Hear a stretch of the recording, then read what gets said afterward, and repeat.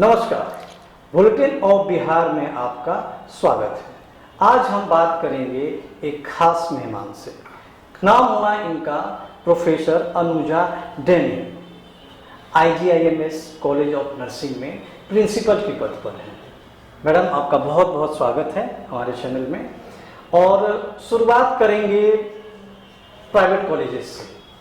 अमूमन आजकल देखा जा रहा है कि कॉलेजों में, नर्सिंग कॉलेजेस में डिग्रियां जो है रेवन्यू की तरह बढ़ रही हैं, तो आपके नर्सिंग पर इसका कितना इम्पैक्ट पड़ेगा?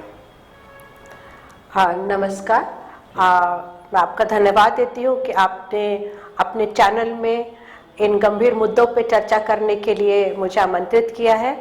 और नर्सिंग के क्षेत्र में, क्योंकि नर्सिंग एक नोबल प्रोफेशन है और ऐसे लोगों के बीच में काम करता है जो पहले से ही बीमार हैं, टूटे हुए हैं, दुखी हैं और परेशान हैं।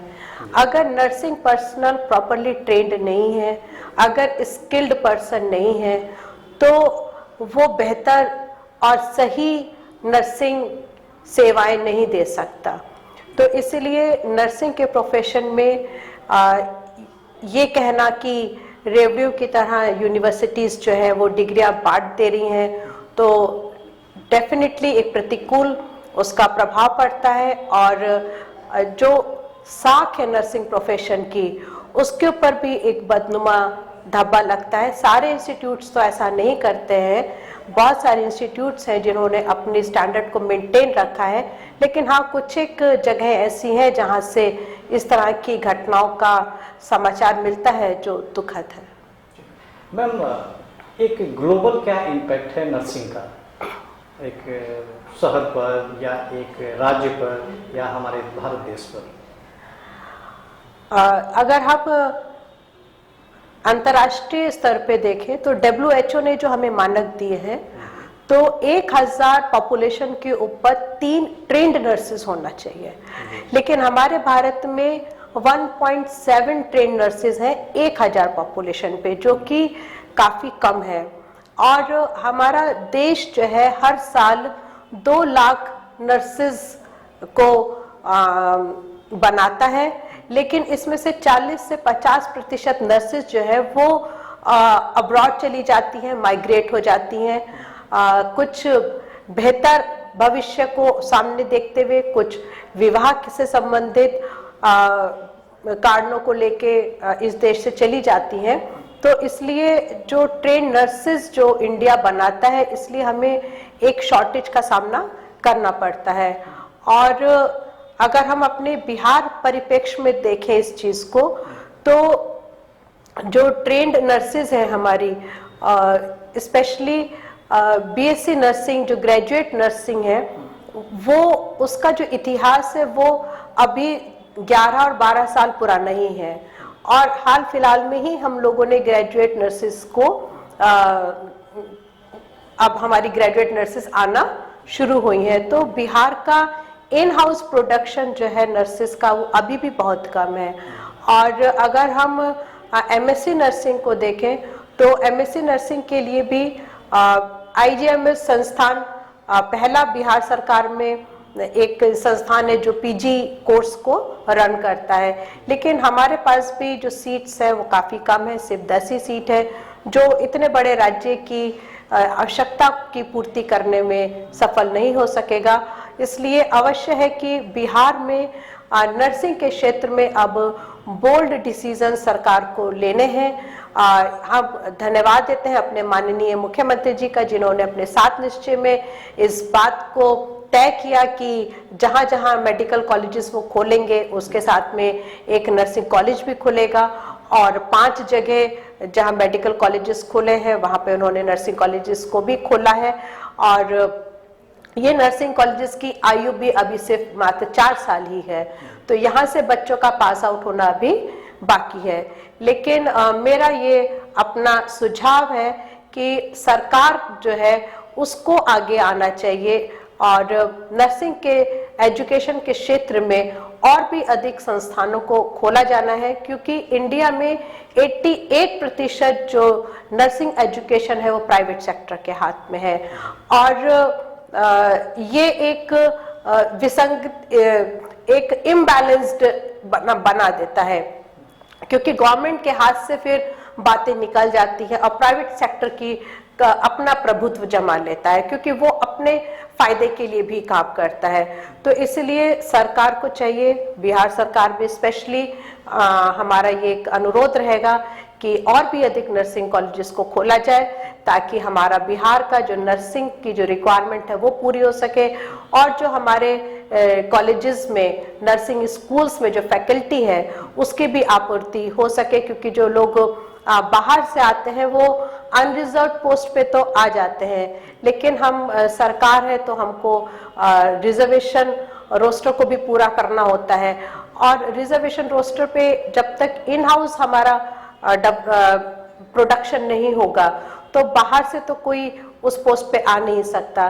तो हमारे ही व्यक्ति को तैयार होना है, तो हमें अपने लोगों को तैयार करना है, ताकि हम गुणवत्तापूर्वक अपनी नर्सिंग की एजुकेशंस को यहाँ पे दे सकें। अनुजा जी, यह भी बात निकल कर आ रही है सामने कि जो रिक्रूटमेंट प्रोसेस होती है, यानी अगर हमें नर्सों की ज़रूरत है यहाँ पर बिहार पर, तो कोई स्पेशलाइजेशन डिग्री कर नहीं निकलती है वैकेंसी, तो इसका कितना इम्पैक्ट होता है? देखिए, जो नर्सिंग की जो वैकेंसीज निकलती है वो पोस्ट के हिसाब से निकलती है, कि हमको नर्सिंग सुपरिटेंडेंट की पोस्ट पे वैकेंसी निकली, ट्यूटर पोस्ट पे वैकेंसी निकली, प्रोफेसर पोस्ट पे वैकेंसी निकली। तो अगर नर्सिंग ऑफिसर की जो वैकेंसी निकलती है, तो नर्सिंग ऑफिसर की वैकेंसी पे जो हमारी न्यूनतम योग्यता मानी जाती है वो है GNM, general nursing and midwifery, जो छात्रा किए रहती है वो इस पोस्ट के लिए एलिजिबल है। लेकिन ये न्यूनतम एक रिक्वायरमेंट है, लेकिन इस पोस्ट पे अगर कोई पीएचडी होल्डर भी अप्लाई करता है तो वो उसकी पात्रता रखता है, और अगर बेहतर डिग्री के साथ कोई भी व्यक्ति उस पोस्ट पे आएगा, काम करने आएगा, तो उसके पास जो नॉलेज और स्किल्स है तो वो एक बेहतर सर्विसेज को उस क्षेत्र में देगा। जी, कहा जाता है कि नर्सिंग में जो भी नर्सेज अपॉइंट होती हैं किसी हॉस्पिटल में, उनका प्रमोशन जो होता है वो होता ही नहीं है। जिस पोस्ट पे वो ज्वाइन करती हैं, यानी स्टाफिंग नर्स पर, उसी से अमूमन रिटायर कर जाती हैं। तो इसमें कितनी चेंजेस करने की गुंजाइश है? इस क्षेत्र में तो वाकई में काम होना चाहिए, क्योंकि नर्सिंग क्षेत्र एक ऐसा क्षेत्र है जिस पे लोग सिर्फ अपनी जॉब नहीं करते हैं, बल्कि अपना पूरे डेडिकेशन के साथ अपने काम को करते हैं। और यहाँ पे हम सिर्फ 9 to 5 की हमारी ड्यूटी नहीं होती है, लोग इवनिंग शिफ्ट्स में भी ड्यूटी करते हैं, नाइट शिफ्ट्स में भी ड्यूटी करते हैं, और इमरजेंसी आए तो डबल शिफ्ट्स में भी लोग काम करते हैं। और ऐसे कई मौके आते हैं, जैसे अभी कोरोना काल ही था, तो बहुत सारे नर्सेज ने डबल शिफ्ट, ट्रिपल शिफ्ट में भी काम किया है और अपने योगदान को दिया अपनी। और उस समय में नर्स का जो रोल है, क्या है स्वास्थ्य तंत्र में, ये बहुत से लोगों को, आम आदमी को भी समझ में आया। तो जो प्रमोशन है वो होना बहुत जरूरी है। अगर हम एक ही पोस्ट पे 30 साल तक अगर काम करते हैं और हमारा कोई प्रमोशन ना हो, तो एक मनोबल इंसान का काम करने का कमजोर होता है वहां पे, और उसका उत्साह भी कम हो जाता है, और उसकी कार्य क्षमता पे भी इसका असर पड़ता है। एक स्त्री जो 21 साल की एज में या 22 साल की एज में नर्सिंग ऑफिसर की पोस्ट पे लगी, और 30 साल में तो उसका बेटा कहीं का एडमिनिस्ट्रेटर हो गया पढ़ लिख के, लेकिन वो अभी नर्सिंग ऑफिसर की पोस्ट पे है। तो नर्सिंग में जो कैरियर प्रोग्रेशन चार्ट है उसको रिवाइज करने की जरूरत है आज के समय के, और उसमें हर 5 साल में कोई ना कोई प्रमोशन, कोई ना कोई ऐसा मोटिवेशनल इंसेंटिव मिलना चाहिए, ताकि जो काम करने की लगन है और जो डेडिकेशन है वो किसी का डाउन ना हो, और इंसान अपनी बेहतर सर्विसेज को ताउम्र देता रहे। अनुजा डैनियल जी, यूथ को आप क्या कहना चाहेंगी कि अगर वो पूछे कि हम नर्सिंग का कोर्स क्यों करें, तो कितनी अपॉर्चुनिटी है उनको? नर्सिंग इस समय मोस्ट प्रॉमिसिंग प्रोफेशन है। एक जो नर्सिंग के कॉलेजेस हैं वो लगभग अब आपको हर शहर में मिलेंगे। आपको अपने ही शहर में ये कोर्स करने की सुविधा आज उपलब्ध है और आपको कहीं अपना प्रदेश छोड़ के नहीं जाना और अपने परिवार से भी ज़्यादा दूर नहीं जाना। आप बहुत कम डिस्टेंस पे ही अपने पसंदीदा कॉलेज को चयन करके आप अपने इस कोर्स को कर सकते हैं। दूसरी चीज़ ये है कि नर्सिंग में अब स्पेशलाइजेशन बहुत बढ़ गया है और कैरियर प्रोग्रेशन जो है वो काफ़ी हद तक आगे बढ़ चुका है। बहुत सारा स्पेशलाइजेशन अब नर्सिंग की फील्ड, जैसे हम हॉस्पिटल्स में देखें ना, सुपर स्पेशलिटी हॉस्पिटल्स हैं, तो वैसे ही सुपर स्पेशलाइजेशन नर्सिंग में भी है ना। कैंसर का सुपर स्पेशलाइजेशन है, क्रिटिकल केयर नर्सिंग का सुपर स्पेशलाइजेशन है। तो ये स्पेशलाइजेशन कोर्स करके हम अपने पसंदीदा एरिया में भी, ओटी में जैसे कोई व्यक्ति काम करना चाहता है तो वो ओटी का कोर्स करेगा, वहां अपनी सर्विसेज को देगा। कोई ऑर्थो में अपना विशेष रुझान रखता है तो वहां जा सकता है। और दूसरी चीज है कि नर्सिंग में जो जॉब अपॉर्चुनिटी है वो बहुत अच्छी है और सिर्फ जॉब अपॉर्चुनिटी अच्छी ही नहीं है लेकिन सैलरी स्ट्रक्चर भी इसके समतुल्य जो और कोर्सेज पाए जाते हैं उनसे कहीं बेहतर है। और जो जॉब एनवायरनमेंट हमको मिलता है वो भी बेहतर है और जॉब सिक्योरिटी भी है इसमें हमारे पास में। तो जवान बच्चों के लिए ये एक गोल्डन समय है कि अगर वो आज नर्सिंग के क्षेत्र में आते हैं, स्पेशली बिहार के युवाओं को मैं यहाँ पे इनवाइट करना चाहूँगी कि वो इस बात को बड़े ध्यान से सुने और इस पे वो निर्णय लें। बच्चे क्या करते हैं कि 2-3 मन का हुए रहते हैं, एक कोर्स करना है, ये कोर्स करना है, 2 कोर्स करना है, उससे क्या होता है वो अपना समय वेस्ट करते हैं। तो अपने समय को आप वेस्ट ना करें। अगर आप कुछ ऐसा काम करना चाहते हैं जिसमें आप पैसा भी कमा सकें और अपनी सेवा भी दे सकें समाज को, तो नर्सिंग वो प्रोफेशन है जो आपके इस सपने को पूरा करता है। आप इस प्रोफेशन में आइए और जिस भी कोर्स को आप करना चाहते हैं, आप टीचिंग में जाना चाहते हैं, आप एमएससी नर्सिंग कीजिए, पीएचडी नर्सिंग कीजिए, आप टीचिंग में जा सकते हैं। आप क्लिनिकल में रहना चाहते हैं तो इन तमाम आगे की डिग्रीज को लेके आप क्लिनिकल एरिया में भी, हॉस्पिटल सर्विसेज में भी, पब्लिक एडमिनिस्ट्रेशन में भी आप अपनी सेवाओं को दे सकते हैं। और सीएचओ एक और कोर्स है, उसमें भी आप आगे बढ़ सकते हैं। फिर हमारा एक नर्स प्रैक्टिशनर इन मिडवाइफरी एक कोर्स नया आया है जिसकी शुरुआत इंदिरा गांधी संस्थान में ही है और हम स्टेट मिडवाइफरी ट्रेनिंग इंस्टीट्यूट भी हैं और अभी दिसंबर में हम लोग इस कोर्स को अपने यहाँ स्टार्ट करने जा रहे हैं। आने वाले समय में ये प्राइवेट सेक्टर के लिए भी ओपन होने की संभावना है, लेकिन जो लोग नर्सिंग प्रोफेशन में आ चुके हैं उनका करियर प्रोग्रेशन के लिए ये एक सुनहरा अवसर है। आप आगे अगर अपनी लाइफ को सेटल करना चाहते हैं तो आप इस तरफ सोच सकते हैं। दूसरी चीज है कि नर्सिंग में जो बिहार के बच्चे हैं, मैं उनसे ये बात कहना चाहती हूँ कि हम लोग जब ट्रेनिंग कर लेते हैं यहाँ के बच्चे तो उनको लगता है कि बस हम अब बिहार की कोई सरकारी नौकरी हमको मिल जाए। वो तुरंत न्यूज़पेपर ढूंढना शुरू करते हैं, आसपास की जानकारी जुटाना शुरू करते हैं कि बिहार में हमको कहीं नौकरी मिल जाए। ये अच्छी बात है, गवर्नमेंट जॉब से बेहतर इस समय जॉब सिक्योरिटी हमको कहीं नहीं दिखती, लेकिन फॉरेन में भी अच्छे चांसेस हैं। जब यहाँ के बच्चे फॉरेन जाएंगे, अमेरिका जाएंगे, आयरलैंड जाएंगे, ब्रिटेन जाएंगे, अच्छी जगहों पे जाके जब वो नर्सिंग करते हैं, एक तो वो वहाँ से पैसा कमाते हैं, न्यू टेक्नोलॉजी से अपडेट होते हैं, न्यू रिसर्च से वो वाकिफ होते हैं वहाँ पे, और जब वो लोग वहाँ से सीख के आते हैं तो एक वैश्विक स्तर की नर्सिंग को भी बढ़ावा मिलता है और हम विश्व स्तर पे हम जुड़ने पाते हैं नर्सिंग प्रोफेशन में। तो ये भी एक हमारा इसमें एक और जो इम्पैक्ट हमको मिलता है कि हम सिर्फ अपने क्षेत्र में ही इस नौकरी को करके नहीं जुड़े, हम इसमें विश्व स्तर पे भी लोगों के साथ जुड़ सकते हैं। ये थी professor Anuja Daniel, IGMS college of nursing की प्रिंसिपल हैं और बहुत सारे नर्सिंग से रिलेटेड बातों पर इन्होंने रूबरू हुए दर्शकों के साथ। उम्मीद है कि नर्सिंग से जुड़े हुए जितने भी मेरे दर्शक हैं, व्यूअर हैं, सबको ये बात पसंद आएगी। अनुजा जी, आप हमारे स्टूडियो में आए, इसके लिए आपका बहुत बहुत धन्यवाद। Thank you. नमस्कार, बुलेटिन ऑफ बिहार में आपका स्वागत है। आज हम बात करेंगे एक खास मेहमान से। नाम हुआ इनका Mrs Sangeeta Singh. Assistant professor हैं IGIMS में, कॉलेज ऑफ नर्सिंग में। संगीता जी, आपका बहुत बहुत स्वागत है हमारे चैनल में। और बात करेंगे आपसे नर्सिंग कॉलेजेस के बारे में। आजकल अमूमन यह देखा जा रहा है कि जो नर्सिंग कॉलेजेस की डिग्रियां हैं वो ऐसे ही बांटी जा रही हैं। हर लोग नर्सिंग करना चाह रहा है, लेकिन स्किल होना नहीं चाह रहा है। साथ साथ सेशन भी लेट हो रहे हैं बहुत सारे कॉलेजेस में। इस पर क्या कहना है आपका?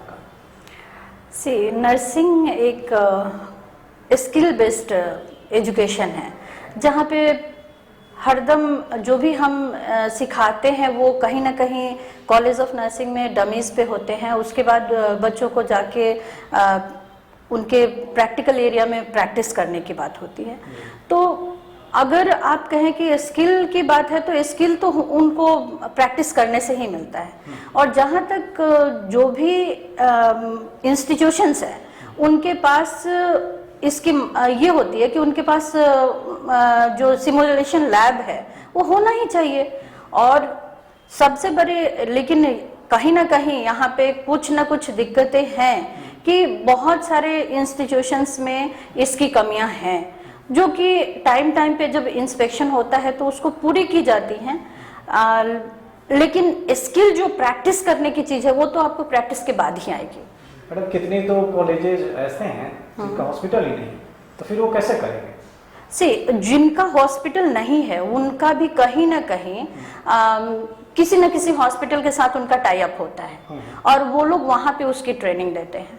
अब इसमें कितने लोग उस मानक को मान रहे हैं और कितने लोग उस मानक को नहीं मान रहे हैं, तो गवर्नमेंट के देखने की बात है और पॉलिसीज की बात है, या जो भी इंडियन नर्सिंग काउंसिल है या फिर यूनिवर्सिटी जो रेगुलेट करती है उसको देखना चाहिए और इस पे स्ट्रिक्ट एक्शन लेना है कि अगर जो नहीं मान रहे हैं, अगर स्किल की कोई भी प्रॉब्लम आती है तो ऑब्वियसली जब स्किल में फेल होते हैं तो बच्चों को कहाँ नौकरी मिलती है? नहीं मिलती।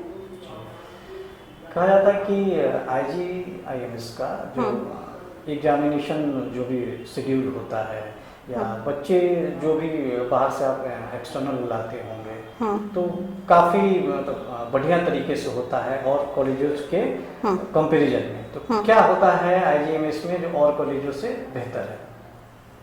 सर, मैं अपने कॉलेजेस की अगर बात करूं तो मेरे कॉलेज में हम लोग INC के स्टैंडर्ड को मानते हैं और INC के स्टैंडर्ड को मानते हैं तो मुझे जहां तक पता है हम लोगों के इंस्टीट्यूशन में एक हमारा डिपार्टमेंट है जिसमें कि हमारे कॉलेज में असिस्टेंट प्रोफेसर लोग नहीं हैं, तो हम लोग अपने यहाँ पे इंटरनल और एक्सटर्नल दोनों बाहर से बुलाते हैं।